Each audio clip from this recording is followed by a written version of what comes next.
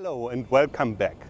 Last time we looked at the developments with the Social Democrats around the SPD convention in May. This time we want to take a look at the state election in Saxony-Anhalt. That is the last regional election before the national election in September, so the results are obviously interesting. So we will do three things. We will look at the state election and why these are special. We will try to understand how they matter for September. And then last but not least, we of course want to see what does it mean for the different parties that are contending in the national elections. All that after the intro.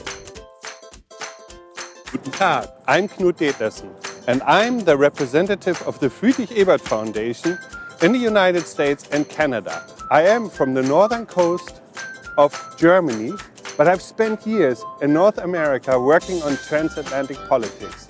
And this is my logbook. Saxony-Anhalt is a relatively small state. It has 2 million inhabitants out of German 83 million inhabitants. Saxony-Anhalt is one of the 5 East German states, and it is a state that has undergone a pretty hard transformation in the last 30 years.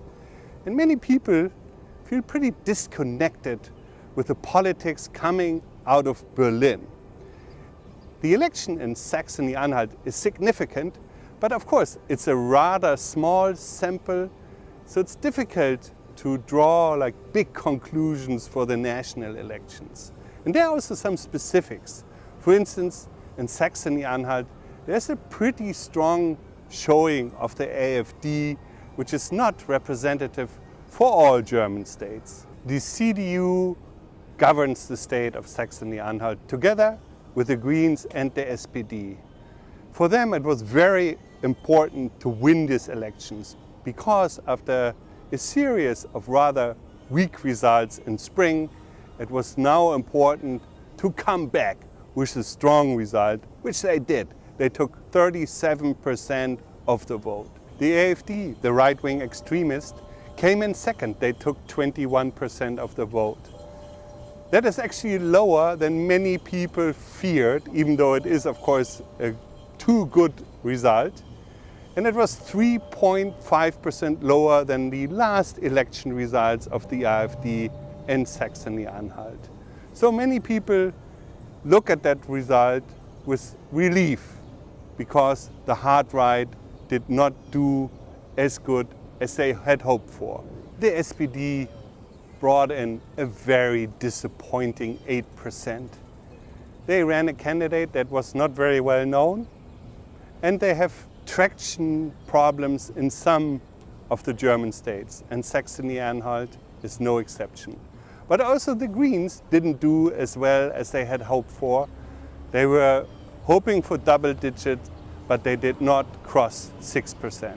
For the Greens, this is clearly a disappointing result. They came in 5th after strong showings in other states. And that comes after stories that they are not really up for the scrutiny of a national campaign running for the chancellery. So they will have to run a tighter campaign, much more focused, if they want to be a serious contender in the September elections. The CDU can clearly take comfort in the results, but they also benefited from the incumbency. And there's a general trend in German elections in the last month, one could even say years. People are voting for the leaders they know, and they are obviously looking for trusted leadership in times of crisis. The SPD can use this rather disappointing result to do a quick reflection and refocus their campaign on the candidate they have. Olaf Scholz is a trusted leader with lots of experience. He has the qualities to be a great German chancellor, so that needs to be the focus of the campaign, and they need to make the offer that there will be change for Germany with Olaf Scholz for the better. With 4 months to go to the national elections, politics in Germany remain as unsettled as in the last few months.